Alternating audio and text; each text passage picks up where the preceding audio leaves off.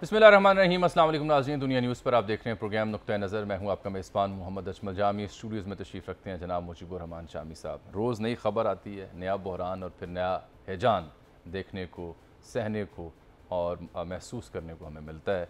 गैर यकीनी की सूरत हाल है और इस बीच में पाकिस्तानी सियासत के अजब रंग हैं जो हम सब देख रहे हैं। बहरहाल आज की दो अहम खबरें जिसके लिए नुक्ता नज़र आपके लिए लेके आए हैं। एक तो वज़ीर आज़म आज़ाद कश्मीर सरदार तनवीर इलियास जो कि साबिक हो गए, आज उन्हें आज़ाद जम्मू कश्मीर हाई कोर्ट के फुल बेंच ने नाअहल करार दिया है, डिस्क्वालीफाई कर दिया है 2 साल के लिए किसी भी अवामी या सियासी अहदे के लिए, क्योंकि वो तौहीन अदालत के मुर्तकिब हुए हैं। फ़ैसला जो 7 सफ़ात पर मबनी है वो आ चुका, उसके मदरजात भी आपसे शेयर करेंगे। और फिर उन्हें नाअहल क्यों किया गया, उनकी तकारीर में था क्या, वो भी 7 सफ़ात पर मुश्तमिल फ़ैसले में तकरीबन 2.5 सफ़े ऐसे हैं जिनमें सरदार तनवीर इलियास से मनसूब जो बयानात हैं उनका ट्रांसक्रिप्ट उर्दू ज़ुबान में लिख के फ़ैसले का हिस्सा बनाया गया है कि उन्होंने किस किस मौके पर अदलिया को किन अल्फाज से याद किया। मारूफ जुमला तो उनसे मनसूब यही है कि जजेस को धमकियाँ देते हुए उन्होंने कहा कि धुआं निकाल देंगे, उनसे जो मनसूब बयान है, तो वो नाअहल इस वजह से हुए। अब आगे का मंजरनामा आज़ाद कश्मीर की सियासत का क्या होगा, क्या PTI दोबारा अपना को वज़ीर आज़म मुंतखब करवा पाएगी, तो वो कौन होगा, और मुतबादिल के तौर पर पीपल्स पार्टी के कैंडिडेट का नाम भी लिया जा रहा है। तो ये 2 अहम खबरें हैं जो आपसे शेयर भी करेंगे। और फिर इसकी आइनी और कानूनी हैसियत क्या है, PTI का अब तक जो रद्दअमल है दिलचस्प है। फवाद चौधरी साहब ने ट्वीट की सूरत में ये कहा कि अदालतों के फ़ैसले का एहतराम करना चाहिए। यूँ मालूम होता है कि खुलकर मुखालफत नहीं की जा रही, क्योंकि तौहीन अदालत के सिलसिले में उन्हें अब शहबाज शरीफ साहब के बारे में भी कुछ ऐसी ही सज़ा की तवक्को है सुप्रीम कोर्ट से, क्योंकि आज इलेक्शन कमीशन ऑफ पाकिस्तान ने सरबमोहर रिपोर्ट पेश की है सुप्रीम कोर्ट ऑफ पाकिस्तान की खिदमत में, जिसमें ज़रा ये बताते हैं, कहा गया है कि फ़ंड्स 21 अरब के जो दिए जाने थे कल तक की तारीख में वो नहीं दिए गए। सिक्योरिटी प्लान भी पंजाब हुकूमत ने उनसे शेयर किया, वहाँ भी एहलकारों की कमी का बताया गया है। तो लिहाजा ये 2 उज़र हैं जो उन्होंने पेश किए। उसके बाद अब सुप्रीम कोर्ट क्या करेगी, ये बेकाम फ़ैसला होगा। सरदार लतीफ़ खोसा साहब मारूफ कानूनदान है, सीनियर पाकिस्तान पीपल्स पार्टी के रहनुमा हैं, उन्हें पीपल्स लॉयर फोरम से हटा दिया गया है पाकिस्तान पीपल्स पार्टी की जानिब से।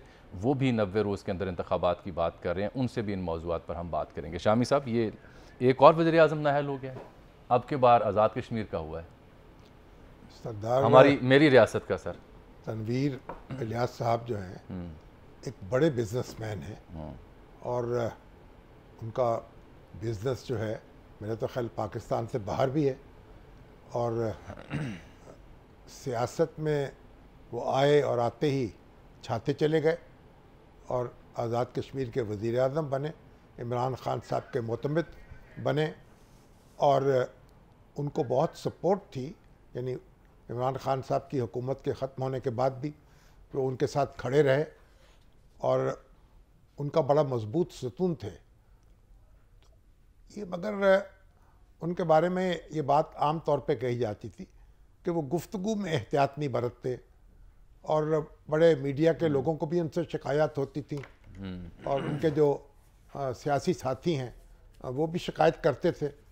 तो अदलिया के हवाले से भी उन्होंने ऐसी गुफ्तगू कर दी जो गैर मोहतात थी, और वो उनको शिकायत थी कि वो अदालतें हुक्म इम्तनाई दे देती हैं। स्टे ऑर्डर की शिकायत बार बार करते थे मुख्तलिफ प्रोजेक्ट के सिलसिले में। डेवलपमेंट फंड से कोई तालीम के लिए उनको रकम लेके आए थे, वो सर्फ नहीं हो पा रही थी, तो अदालतों के जो हुक्म इम्तनाई हैं वो उनको नागवार गुजर रहे थे। और एक से ज़ायद बार कई मौक़ों पर अवामी तकारीर के दौरान भी और दीगर मौक़ों पर अदलिया पे वो गर्जे बर से धुआं निकालने का वो बयान जो लफ्ज़ है या जुमला है वो बार बार इस्तेमाल करते रहे। अदलिया से अगर कोई शिकायत हो और स्टे ऑर्डर्स जो हैं अगर वो नहीं जारी होने चाहिए थे या जल्दी ख़त्म होने चाहिए थे, तो उसका तरीक़ा यही है कि आप अदालत के पास जाएं, दरख्वास्त दें, अपना नुक्ता नज़र पेश करें, अपनी राय, अपनी दरख्वास्त सबमिट करें और अदालत को फ़ैसला करने दें। ये अदालत की कोई कोताही है या कोई अदालत से कोई शिकायत है तो भी उसका मुदावा अदालत ही के पास है। हमारा जो कानूनी निज़ाम है ना, उसमें तो अदलिया को देखे इख्तियार हासिल है कि वो कंटेम्प्ट ऑफ कोर्ट की कार्रवाई कर सकती है। आज तो उन्होंने ताबरखास्त अदालत सजा दी जी, लेकिन चीफ जस्टिस ने यह भी कहा कि हम इस तौहीन अदालत में 6 महीने से ज़ायद सज़ा भी दे सकते हैं। जी जी जी। तो अब इसकी अपील सुप्रीम कोर्ट में वो करेंगे। वहाँ भी आज वो गए थे, वहाँ 2 हफ्ते का उन्हें मोहलत दी गई है। एक तो हमारे जो ब्यूरो चीफ हैं आज़ाद कश्मीर एक तो के सुप्रीम कोर्ट से जनाब भी असलम उनको मीर नोटिस साहब, जारी हुआ ना जी एक इस फैसले के खिलाफ वो अपील करेंगे। जी वो सुप्रीम कोर्ट में जो नोटिस जारी अब हुआ, उन्होंने उसके खुद जवाब भी के लिए तस्लीम मोहलत किया अदालत के सामने जी कि जो मैंने बात कही है उससे तौहीन अदालत का इर्तकाब हुआ है जी। उनके माजरत भी बयानात, तलब की फिर उन्होंने। उनके बयानात वहाँ नशर किए गए, सुनाए गए कि आपकी बयानात, उन्होंने कहा जी बिल्कुल मेरी बयानात है। उस पर उन्होंने माजरत एक से ज़ायद बार की भी, फिर वो सुप्रीम कोर्ट भी चले गए और वहाँ से उन्हें जो 2 नोटिस मिला उसका जवाब 2 हफ्ते की मोहलत उन्हें मिली है। लेकिन अगला मंजरनामा भी यहाँ दिलचस्प है कि अब अगला वज़ीर-ए-आज़म कौन होगा। अजीब गेम वहाँ पर लगी हुई है सर। बैरिस्टर सुल्तान महमूद भी क्यू में और पीपल्स पार्टी के किसी अहम सियासी घोड़े पर भी काठी रखने का इंतजाम हो रहा है जी। वो भी एक बारीक एक प्लान है पीटीआई का, उस पर भी बात करते हैं असलम मीर साहब को, इसलिए मैंने जहमत दी। लेकिन फवाद चौधरी साहब ये कहते हैं कि आज़ाद कश्मीर का वज़ीर-ए-आज़म हो या पाकिस्तान का, फ़ैसलों का एहतराम ज़रूरी है। वज़ीर-ए-आज़म आज़ाद कश्मीर मुआफ़ी मांगें, उम्मीद है उन्हें सुप्रीम कोर्ट से रिलीफ मिलेगा आज़ाद कश्मीर की। वज़ीर-ए-आज़म पाकिस्तान यानी शहबाज शरीफ साहब इस फैसले से सबक हासिल करें, जो मैंने इब्तदाई में तो बात पाकिस्तान में तो यूसुफ रज़ा गिलानी साहब के साथ ये हो चुका है ना कि उन्होंने जब सुप्रीम कोर्ट के हुक्म पर स्विस अदालत को ख़त लिखने से इनकार कर दिया जरदारी साहब के मुतल्लिक़ जी, तो उनके खिलाफ हुक्म अदूली की वजह से कार्रवाई की गई। इफ्तिखार मोहम्मद चौधरी साहब का दौर, इफ्तिखार मोहम्मद चौधरी साहब उस वक्त चीफ जस्टिस थे और उनको सज़ा दी गई और सज़ा देने के बाद वो 5 साल के लिए नाअहल करार पाए।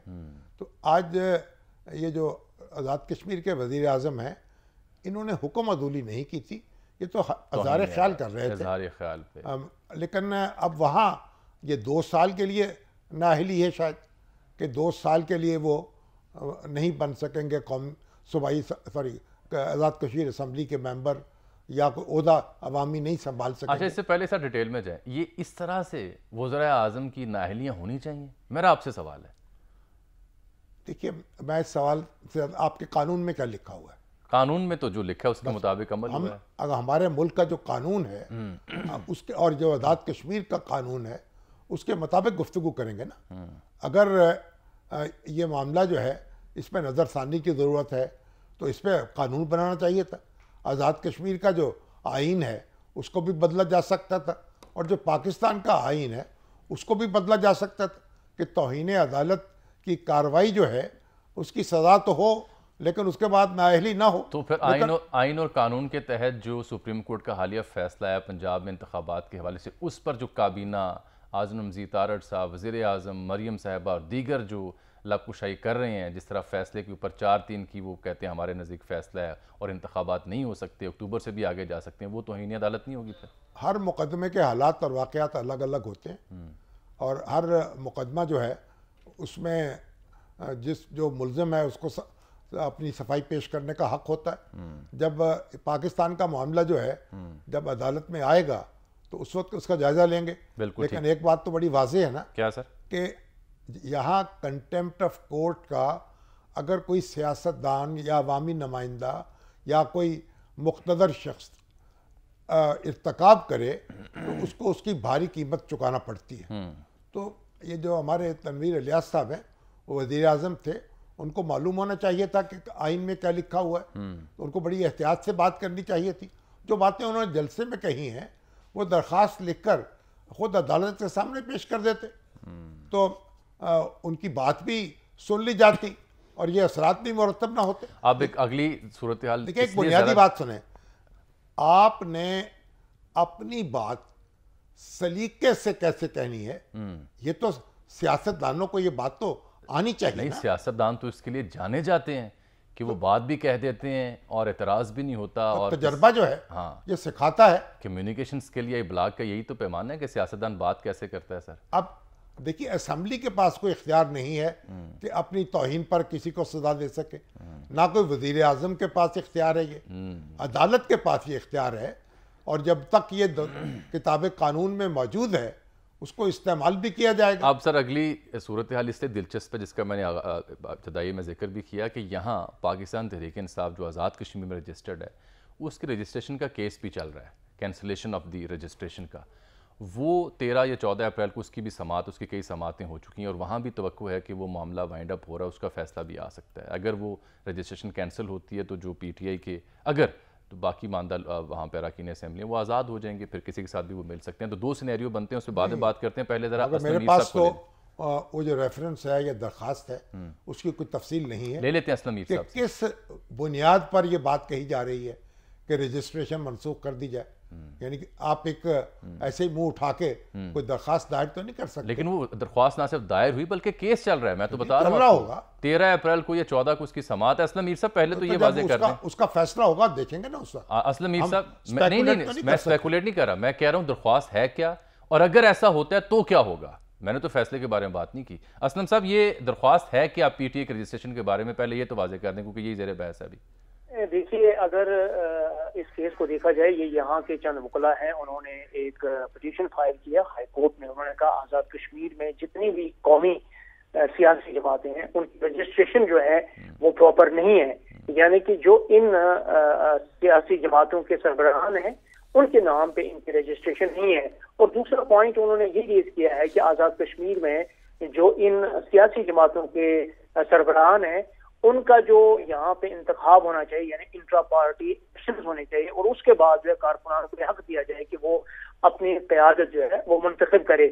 लेकिन आज के इस फैसले के बाद मेरे ख्याल में तनवीर इलियास साहब जो हैं वो तो पार्टी सदारत से भी चली गए हैं, रुकन कानून साज असेंबली की भी उनसे चली गई है, और उसके बाद वो वजीर आजम भी नहीं रहे हैं।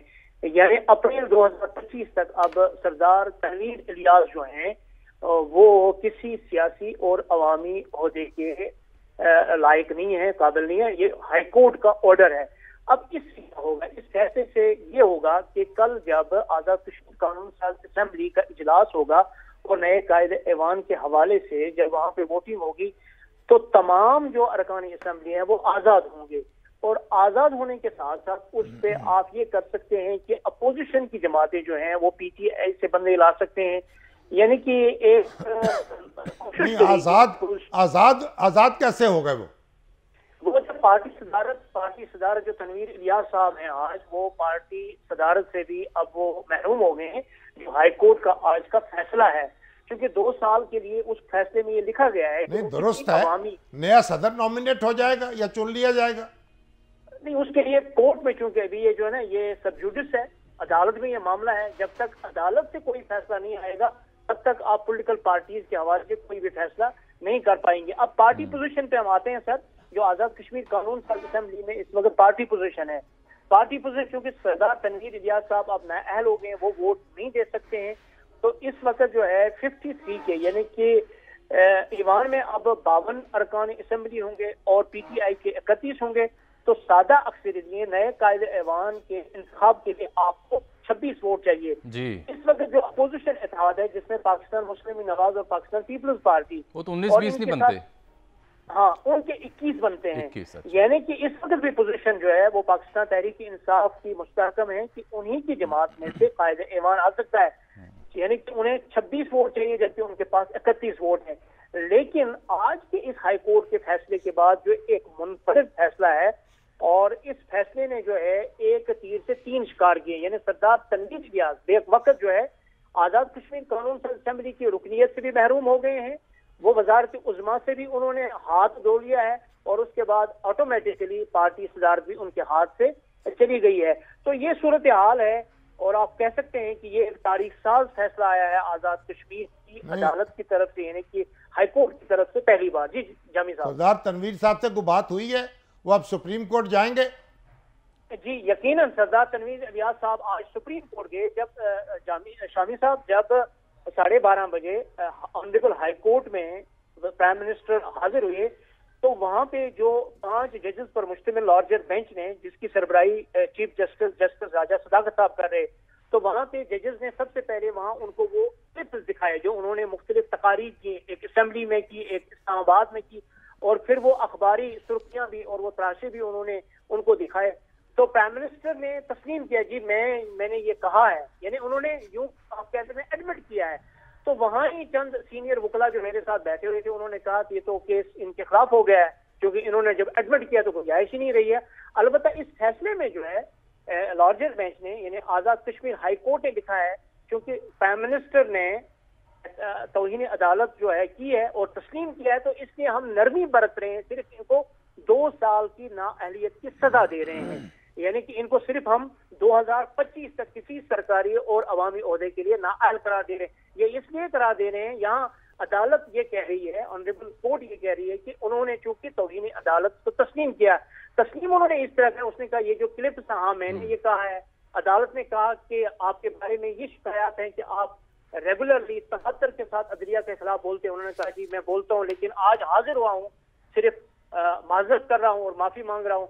उन्होंने कहा कि उसके बाद उन्होंने कहा कि आप अब इस केस को खत्म कीजिएगा। उन्होंने कहा केस खत्म नहीं होगा, आप दोबारा तशरीफ लाइएगा 1:30 बजे सुप्रीम कोर्ट से होके आइएगा। लेकिन सुप्रीम कोर्ट पहुंचने से पहले ये फैसला आ गया था, और जब वो सुप्रीम कोर्ट चले गए तो सुप्रीम कोर्ट में भी ऑनरेबल चीफ जस्टिस राजा सईद अकरम साहब ने उनसे कहा, देखिए हम सरकारी नौकरी कर रहे हैं और हमारी एक डोमेन है, हमारा एक दायरे इख्तियार है, आप इसमें मुदाखलत ना कीजिए, जब आप करेंगे तो हम आपको नहीं छोड़ सकते हैं, लेकिन चलिए हम आपको 2 हफ्ते दे सकते हैं, आप तहरीरी जवाब दें। लेकिन उससे पहले ही जब हाईकोर्ट का फैसला हुआ, अब होगा ये कि अब तो इस हाईकोर्ट के फैसले के खिलाफ जो है आजाद कश्मीर सुप्रीम कोर्ट में अपील दायर की जाएगी, और अगर सुप्रीम कोर्ट कहेगी कि ये हाईकोर्ट का फैसला जो है इसमें कुछ सुकून थे और वो उसको बरकरार नहीं रखेगी, तो फिर सरदार तनवीर इलियास दोबारा बहाल हो सकते हैं प्राइम मिनिस्टर। लेकिन इस वक्त की सूरत हाल तो ये है ना कि ना वो रुकन है, ना पीएम है, ना पार्टी सदर है। अब ये बताएं कि फिलफौर तो ओहदा तो जारी बात है खाली नहीं रह सकता, तो कायम मुकाम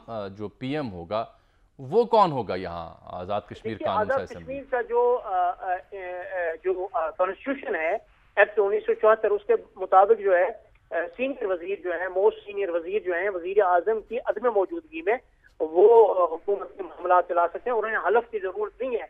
लेकिन वैसे भी जो है 13 अप्रैल तक जो है इजलास जो है असेंबली का वो उसको मुलतवी कर दिया गया है, और 13 के बाद जो है 14 को इजलास होगा, और उसमें जो है वहाँ पे अब ये इलेक्शन मीर साहब, अब अगला मंजरनामे पे 2 आरा थी।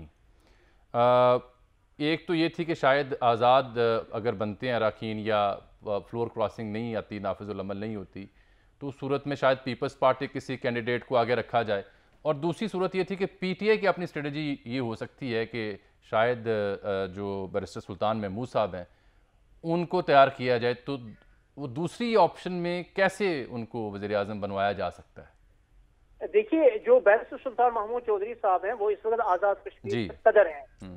सदर अगर वो सबसे पहले उनको रिजाइन देना पड़ेगा, उनको सदारत से मुस्तफी होना पड़ेगा, और सदारत के बाद फिर वो आजाद कश्मीर कानून साज असेंबली में टेक्नोक्रेट की सीट पे जाएंगे, और टेक्नोक्रेट की सीट पे जो आजाद कश्मीर कानून साज असेंबली के एक रुकन है नैयर साहब, अगर वो तैयार हो जाएं, वो रिजाइन करें, फिर बैरिस्टर सुल्तान महमूद चौधरी साहब वहां जा सकते हैं और उनको प्राइम मिनिस्टर बनाया जा सकता है। लेकिन मुझे लग ये रहा है कि विदिन पार्टी, क्योंकि पीटीआई इस वक्त ये नुकसान नहीं करेगी कि वो सदारत छोड़ के वजारत उज़्मा अपने पास रखेगी। इस वक्त उनकी कोशिश ये होगी, स्ट्रेटजी ये होगी कि सदारत भी हमारे पास रहे, आजाद कश्मीर के सदर बैरिस्टर सुल्तान महमूद चौधरी रहे, और विदिन पार्टी जो सीनियर इनके लोग हैं उनमें से किसी को सामने लाया जाए। और उसमें से जो सीनियर इस वक्त अरकान है जिनका नाम सामने आ रहा है, ख्वाजा फारूक साहब हैं, इनके सीनियर पार्लियामेंटेरियन है, अजहर सादिक साहब का नाम चल रहा है, वो भी हैं। लेकिन इसमें जो है अब भी जामी साहब और शामी साहब, इमरान खान का फैसला होगा, वो जिसको कहेंगे, और जो फैसला उनका होगा कि इनको आप कायदे ऐवान बना दे तो वो मुंतखब होगा। बहुत बहुत शुक्रिया। कल ज़मान पाक में इजलास भी हो रहा है खान साहब की ज़रिए सदारत, उस सिलसिले में वो फिर फैसला वहीं होने का इम्कान है कि वहाँ से किसके नाम पे कुरा निकलता है। बहुत शुक्रिया आपका असलम मीर साहब, हमें ज्वाइन किया है। जनाब सैयद मंजूर गिलानी साहब ने, आप साबिक चीफ जस्टिस रह चुके हैं आज़ाद कश्मीर हाई कोर्ट के, क़ानून और आइन के मामलात पर उनकी गहरी नज़र है, बिलखुसूस रियासत आज़ाद जम्मू और कश्मीर की। शाह साहब बहुत शुक्रिया आपके कीमती वक्त का। शामी साहब भी बैठे हैं, एक वज़ीर आज़म नाअहल हुए, इस सिलसिले में आपको हमने जहमत दी है। शामी साहब।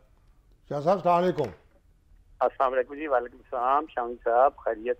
गिलानी साहब, हुकूमत से तो आपका भी झगड़ा बहुत चलता रहा, लेकिन हुकूमत को चलता नहीं किया आपने, तो आज तो वज़ीर आज़म फारिग हो गए। वो नॉर्मल दौर था जी। आजकल तो फिर नासो वाला दीन मुल्क सुप्रीम कोर्ट पाकिस्तान में जो कुछ हो रहा है, तो असरात तो यहाँ भी मुरातब होते रहते हैं ना, ऐसी क्या बात है, हम तो उसके मुताबिक ही चलते हैं। यहाँ भी जो जी यानी कंटेम्प्ट ऑफ कोर्ट में जब सज़ा हो जाए तो फिर वो अवामी ओहदा नहीं रख सकता कोई शख्स। जो कॉन्स्टिट्यूशन है ना जी, उसमें तो ये लिखा है कि अगर किसी आदमी मतलब एक इलेक्टेड आदमी from holding any elected office, अगर उसको 2 साल की सजा हो जाए और 2 साल गुजरे हुए 5 साल न गुजरे हों तो वो डिस्क्वालीफाई हो जाता है। तो इसकी एनालिजी तो मैं ये ड्रा करता हूँ कि 2 साल से ज्यादा अगर सजा हो तो फिर डिस्क्वालीफाई होता है।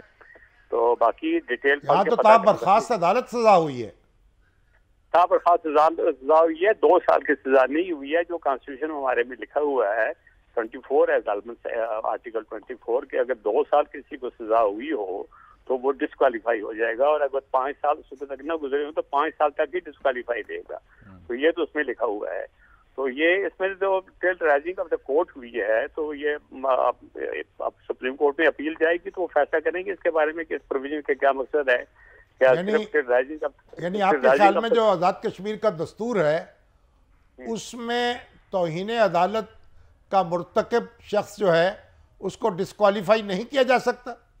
अब मैं समझता हूँ कि अगर जो कन्विक्शन का ताल्लुक है तो कंटेम्प्ट ऑफ कोर्ट भी कन्विक्शन ही होती है ना, कन्विक्शन जरूर है। लेकिन जो प्रोविजन है कॉन्स्टिट्यूशन का उसमें तो बड़ी क्लियर सी बात है कि अगर a person shall stand disqualified, अगर उसको 2 साल की सजा हुई हो, किसी कन्विक्ट हुआ हो और 2 साल गुजरे हुए 5 साल 2 साल का पीरियड 5 साल न गुजरे हो अभी तक उस 2 सजा को खत्म हुए तो फिर वो डिस्क्वालीफाई हो जाएगा। तो यहाँ तो अभी हुई है, कल आज दिन को ही हुई है, और राइजिंग ऑफ द कोर्ट हुई है, 2 साल की भी नहीं हुई है। तो इट रिक्वायर इस किस्म का जो पहले को उसके आया नहीं है, इसकी एग्जामिन से डिटेल हुआ नहीं है, तो मेरे ख्याल में सुप्रीम कोर्ट इसका डिटेल फैसला करेगी। अच्छा शाह साहब, ये फरमाएं कि अगर जैसे आज वज़ीर आज़म आज़ाद कश्मीर साबिक जो अब हो चुके वो पेश हुए, उन्होंने बयान सुनाया कि उन्होंने उस पर माजरत की, एक बार नहीं 1 से ज़ायद बार की, तो अगर अदालत के सामने माजरत कर ली जाए बयानात के ऊपर गैर मशरू तरीके से, तो फिर अमूमी तौर पर अदालतों का रवैया क्या होता है या क्या होना चाहिए? अमूमी तौर पर माफ़ी करते हैं। अलबत्ता मैंने अब आर्डर 10 तारीख का भी पढ़ा और आज 11 तारीख का भी पढ़ा, मुझे अपने दोनों पढ़ने का मौका मिला। 10 तारीख का आर्डर जो उन्होंने इनके खिलाफ कंटेम्प्ट की प्रोसीडिंग्स इनिशिएट नहीं की, उसमें लिखा है कि हम इनके खिलाफ कंटेम्प्ट का नोटिस जारी नहीं करते हैं, कंटेम्प्ट का नोटिस जारी नहीं करते हैं। अलबत्ता हम इनको समन करते हैं कोर्ट में पर्सनली अपेयर होके अपनी पोजीशन को एक्सप्लेन करें जो इन्होंने ये बयान दिए हुए। अब जब आप कोर्ट में आ गए, अपनी पोजीशन ने एक्सप्लेन कर ली, उससे कोर्ट मतमई हुई या नहीं हुई, उनके अपनी ऑब्जेक्टिव या सब्जेक्टिव अप्रोच है, उसके बारे में I can't substitute my mind for them.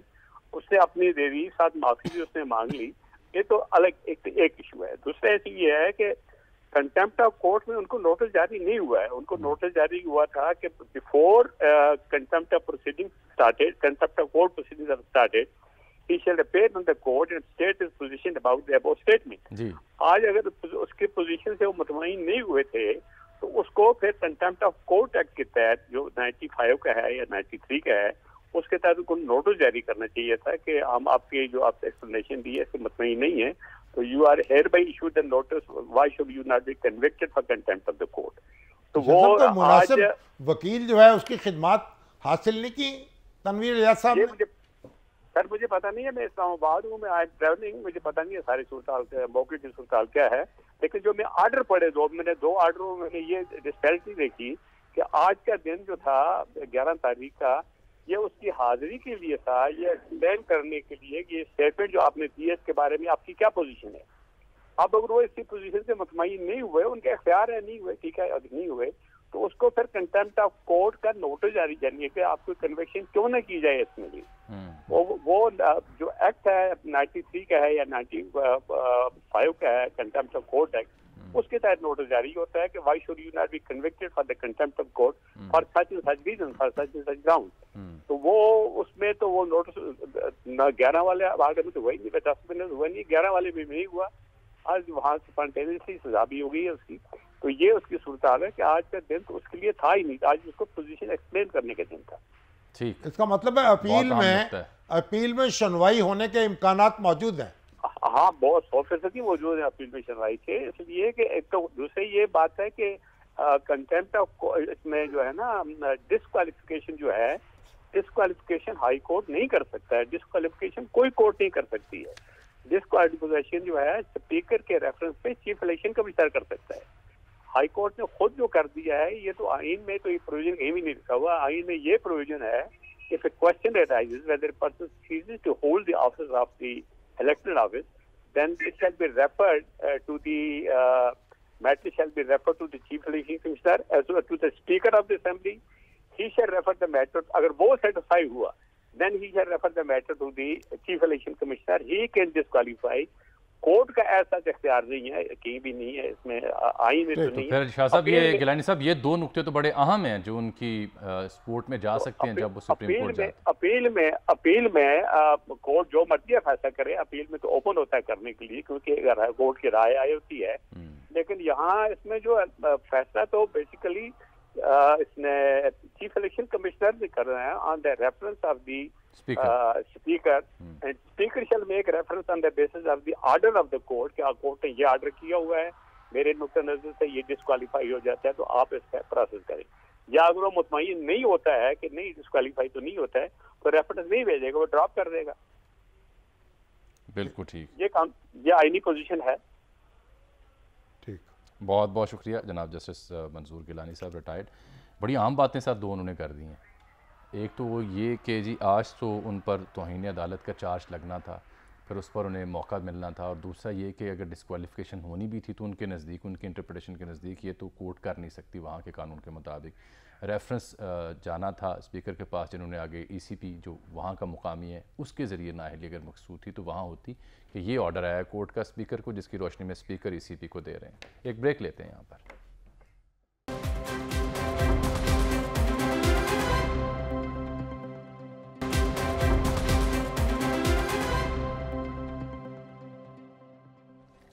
Welcome back नाजरीन। हमने आज बात करनी थी सरदार लतीफ़ खोसा साहब से।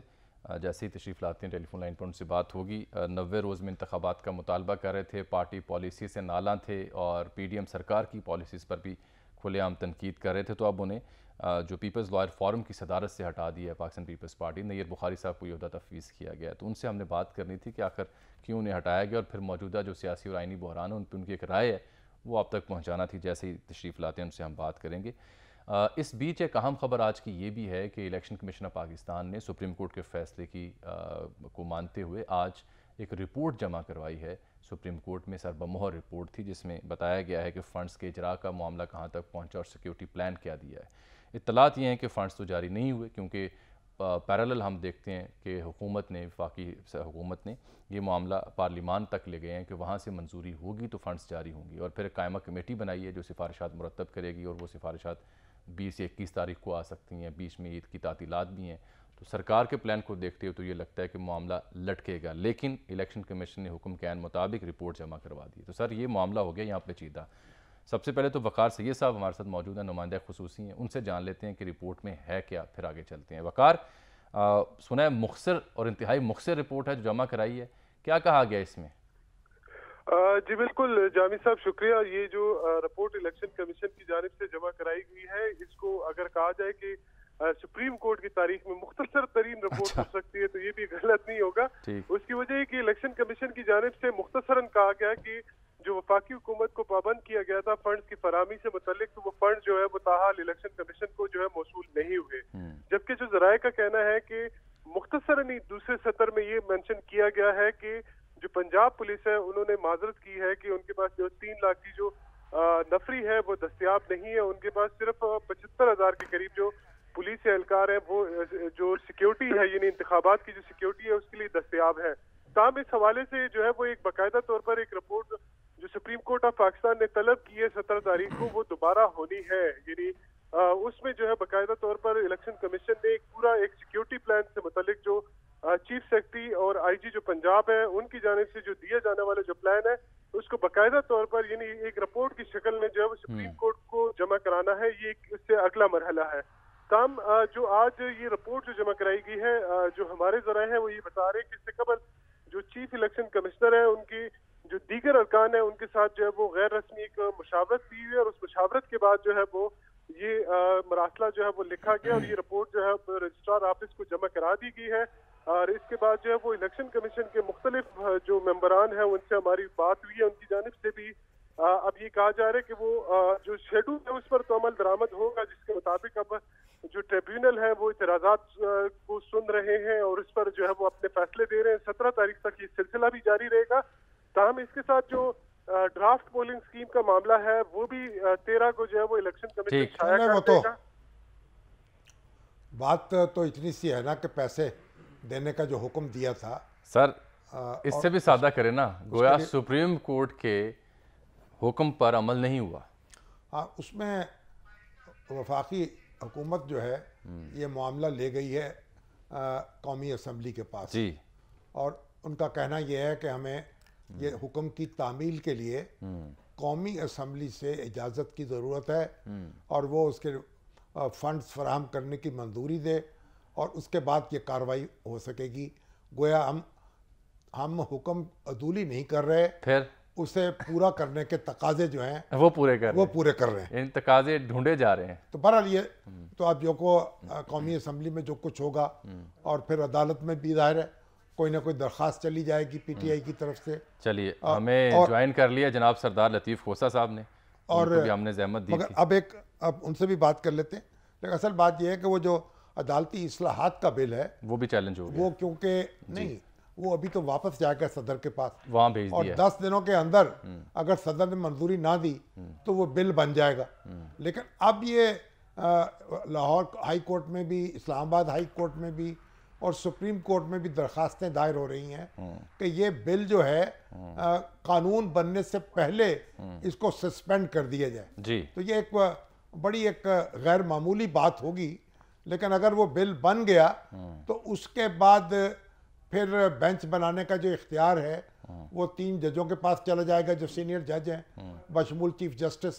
तो फिर उसके बाद हुकूमत जो है 10 दिन के बाद उसमें एक नई तवानाई पैदा होगी और ये मामलात जो हैं उनको डील करने में, इसीलिए फिर हम तासुर ये उभर है ना कि लटका रहे हैं। अच्छा जी, लतीफ़ खोसा साहब बहुत शुक्रिया सर, आपने वक्त दिया हमें। लटकाना भी अगर कोई कानूनी तरीके से हो तो लटकाया भी जा सकता है, अगर गैर कानूनी तरीके से हो तो। जनाब लतीफ़ खोसा साहब अस्सलाम वालेकुम। जी वालेकुम सलाम। जनाब ये पीपल्स लाइव फोरम जो है उसने आपकी सदारत से अपने आप को आज़ाद कर लिया, ये हुआ क्या? देखिए कुछ भी ऐसी बात नहीं है। मैं खोसा ग्रुप का हेड था उस वक्त। पाकिस्तान में 2 ही ग्रुप थे, एक को मैं चलाता था। रानी शहीद बेनज़ीर भुट्टो ने पहले कहा कि खोसा साहब का ये जो प्रोफेशनल तशख्खुस है वो हमें ज्यादा सूट करता है, क्योंकि ये तो बानी रुकनों में से हैं। शहीद बाबा मेरे वालिद साहब के साथ भी इन्होंने काम किया है, तो इसलिए पहले तो उन्होंने कहा। बाद में एक स्टेज आई कि उन्होंने मुझे कहा कि आप पीएलएफ की जो है पाकिस्तान को तंजीम में इसकी तंजीम भी करें और इसको जो है टेक ओवर करें। तो मैंने कहा बीबी मुझे एक प्रोफेशनल वकील हूँ, मुझे अगर आप मेहरबानी करें, मगर जब इसरार किया तो मैंने उनका वो एक्सेप्ट कर लिया। तो तब से मैं चला आ रहा था। मेरा कोई ऐसा मसला नहीं है। अगर पार्टी देखे जी, ये भुट्टो की अमानत है हर चीजें, और ये जो ओहदे होते हैं तो ये कोई रिम्यूनरेटिव नहीं होते ना, कोई इसमें इत्तेदाद अहसन साहब भी और आप भी कुछ बगावत के आसार हैं आपके अंदर। बिल्कुल भी नहीं। देखिए हमने आइन की खातिर किया था। पाकिस्तान पीपल्स पार्टी जो है आइन की जामिन, आइन की खालिक, और आइन के से मावरा हट के हम कोई काम जो है तस्वर भी नहीं कर सकते। पाकिस्तान भी वजूद में नहीं रह सकता अगर जो है चारों सूबों की जंजीर। आपका कहना यह है कि इलेक्शन जो है, इलेक्शन पंजाब में 14 मई को हो जाने चाहिए। देखें हर कीमत पे होने चाहिए, नॉट बियॉन्ड 90 डेज है। ये जितनी इस वक्त जो है कानून साजी की जा रही है या जो एफर्ट की जा रही है तौहीन अदालत के इर्तिकाब की, या एक सीनियर जज साहब जाके सुप्रीम कोर्ट अपना पार्लियामेंट में बैठ जाते हैं, ये बड़ी गैर मामूली बातें हैं जो इस मुल्क में हो रही हैं। और मैं समझता हूँ कि ये आइन के लिए हम सबको खड़ा होना पड़ेगा, आइन के पीछे खड़ा होना पड़ेगा, और इस तरह से ये ममलिकत खुदादाद पाकिस्तान रियासत को बहुत नुकसान होगा। तो अदालती इस्लाहात का बिल है, उस पर भी, उससे भी आपको इत्तफाक नहीं है?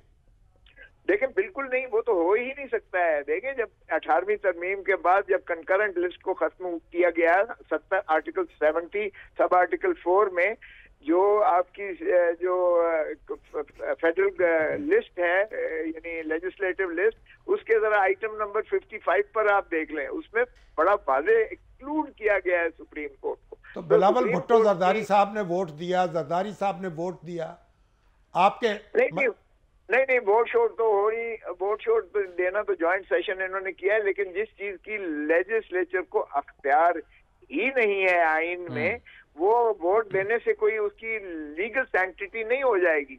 और अगर हफ्सा बिल को 9 सुप्रीम कोर्ट के जजों ने यानी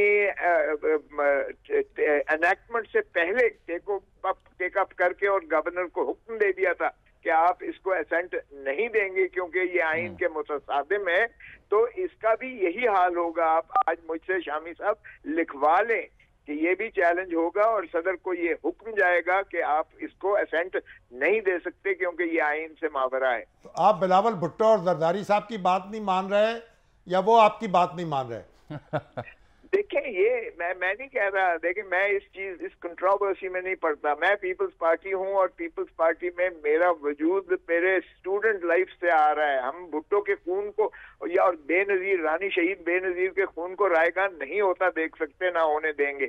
और ये आइन की बालादस्ती को अगर इसी में मुज़मिर है हमारे मुल्क की यगानगत, मुल्क की बका, मुल्क की तरक्की। आप दुरुस्त फरमा रहे हैं, लेकिन आपकी गुफ्तगू से अगर मैं ये सवाल आपके सामने रखूं कि आइन की खालिक और आइन की जामिन जो पार्टी है वो इस वक्त पीडीएम का हिस्सा बन के आइन की खिलाफ वर्जी कर रही है, तो ये गलत होगा? बिल्कुल गलत है, क्योंकि पाकिस्तान पीपल्स पार्टी जो तीन पीस है, जिसका शहीद बाबा जुल्फिकार अली भुट्टो बानी है और उसके बाद नुसरत भुट्टो आई और फिर रानी शहीद बेनजीर भुट्टो जिसकी चेयरपर्सन थी और जिसका मैं सेक्रेटरी जनरल रहा। मैंने खुद रजिस्टर करवा के उसकी तलवार हमारा सिंबल है।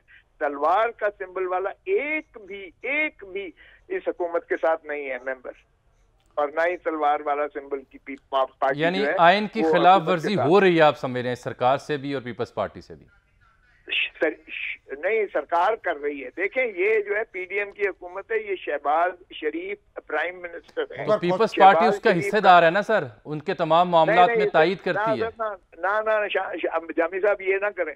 देखें, इसमें जो गवर्निंग रेगुलेटरी सारे इलेक्शन के प्रोसेस में आप देख लें, क्या कौन होता है? प्राइम मिनिस्टर आ गया। इसहाकदार कौन है? पाकिस्तान मुस्लिम लीग नून समझी है। उसके बाद ख्वाजा आसिफ कौन है? डिफेंस मिनिस्टर जो है वो भी पाकिस्तान मुस्लिम लीग नून है। फिर आज ये इंटीरियर मिनिस्टर जो है वो अच्छा साहब, चूंकि आप ताखीर से तशरीफ लाए तो वक्त भी कम था, जाते जाते दो अहम बातें आपसे पूछनी है। ये आज इलेक्शन कमीशन ऑफ पाकिस्तान ने रिपोर्ट जमा करवाई है सुप्रीम कोर्ट में कि फंड्स हमें नहीं मिले और ना सिक्योरिटी के एहलकार देने के लिए तैयार है निगरान सरकार, अदम वहाँ पे फराहमी का जवाब खड़ा गया है। तो इस रिपोर्ट के बाद क्या सुप्रीम कोर्ट तौहीन अदालत की कार्रवाई कर सकती है शहबाज शरीफ साहब वफाकी हुकूमत पर? कर सकती है, नहीं 100% करेगी। देखें, उनको तो सीधी बात है कि इलेक्शन कमीशन ने जब ये जवाब दिया है तो वो सेक्रेटरी को बुला लेंगे, सेक्रेटरी वजारत को, और सेक्रेटरी वजारत देखें 18,000 अरब रुपया 18,000 अरब रुपया जब आप बजट का एलोकेट करते हो मरकज और सूबों के लिए, तो उसमें से 20 अरब सिर्फ 18,000 अरब में से, ये तो बहाने हैं, हीले हैं ऐसे ही। तो कौन सा वफाकी हुकूमत तो कह देगी कि मामला कौमी असम्बली के पास है।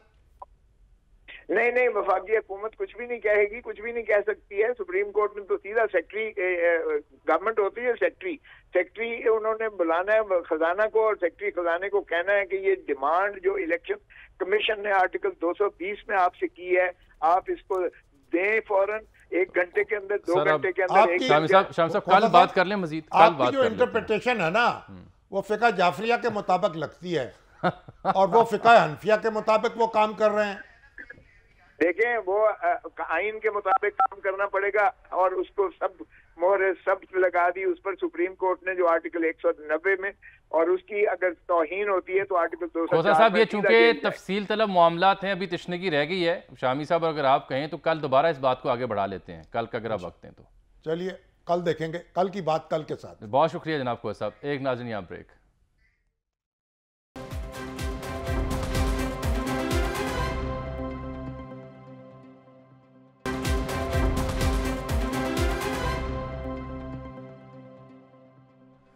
वेलकम बैक नाज़रीन। जहां हम पेचीदगियों का शिकार है वहां आसानियां भी पैदा हो रही हैं। चैट जीपीटी एक आर्टिफिशियल इंटेलिजेंस का सॉफ्टवेयर है। इंटरनेट की दुनिया में जितनी ईजादात हैं उसकी मदद से पाकिस्तान में तारीख रकम हुई है। हमारे सहाफ़ी दोस्त हैं राय शाहनवाज, उन्होंने आज एक ख़बर लिखी। अदालती फ़ैसला है, तहसील फालिया के सेशन जज हैं जस्टिस मोहम्मद मुनीर आमिर। उन्होंने पाकिस्तान की तारीख में पहली बार चैट जीपीटी की मदद से पहला अदालती फ़ैसला लिखा है। ये एक केस था उनके पास जिसमें उन्होंने 18 सवाल पूछे इस आर्टिफिशियल इंटेलिजेंस के टूल से। 2 जगह पर उन्होंने उसकी तस्हीह करवाई और इसकी एक कॉपी लाहौर हाई कोर्ट को भी इरसाल उन्होंने कर दी है और कहा है कि मुस्तकबिल में टेक्नोलॉजी के इस्तेमाल से वक्त और वसाइल के ज़िया को कम किया जा सकेगा। कम उम्र मुलजिम था जिस पर रेप की कोशिश का इल्ज़ाम था। ये जज हैं फालिया के जिन्होंने ये फ़ैसला किया मसनूई जहानत का सहारा लेकर। दुनिया भर में नाज़रीन आर्टिफिशियल इंटेलिजेंस की मदद से जिरा भी हो रही है और मुकदमात भी सुने जा रहे हैं। क्रॉस एग्जामिनिंग भी इसके इन टूल्स के ज़रिए की जा रही है। सरदार तनवीर अलियास के पास भी ये अगर टूल होता तो ज़्यादा बेहतर सवालों के बेहतर जवाब दे। हालांकि उनका ताल्लुक पीटीआई से और पीटीआई तो जदीद टूल इस्तेमाल करने में माहिर है। मेरा ख्याल है उनके पास कोई मुनासिब वकील भी नहीं था, वो खुद ही अपने वकील बन गए। अब ये बड़ा दिलचस्प आपका नुक्ता है कि मुनासिब वकील नहीं था या मुनासिब वक्त नहीं मिला या मुनासिब टूल नहीं था ये कह सकते हैं आप। बहरहाल सर ये एक बड़ा रेवोल्यूशन इंटेलिजेंस से काम ले लेते। ये बड़ा रेवोल्यूशन है सर, क्योंकि जो जज साहब ने लिखा फैसला तहसील फालिया में, उन्होंने इस इंटेलिजेंस टूल से ये पूछा कि जी जो क्रिमिनल कोड है उसके नज़दीक क्या है, पाकिस्तान पिनल कोड के नज़दीक क्या है सज़ाएँ और जुवेनाइल जो एक्ट है उसके नज़दीक क्या सज़ाएँ हैं। तो 18 बार उन्होंने उसे मुतवज्जे किया और उसने जवाब दिए। 2 मौक़ों पर तस्हीह की और फिर लिख के उन्होंने लाहौर हाई कोर्ट को भेजा कि इसका इस्तेमाल करने से हम जल्द अज जल्द फैसले कर सकते हैं, जो पेंडिंग चीज़ें हैं वो जल्द निमट सकती हैं। बहरहाल नाज़रीन ये तो एक अच्छी पेशरफ थी। कल तक के लिए इजाज़त दीजिएगा। इजाज़त चाहते हैं आपसे। अल्लाह हाफ़िज़।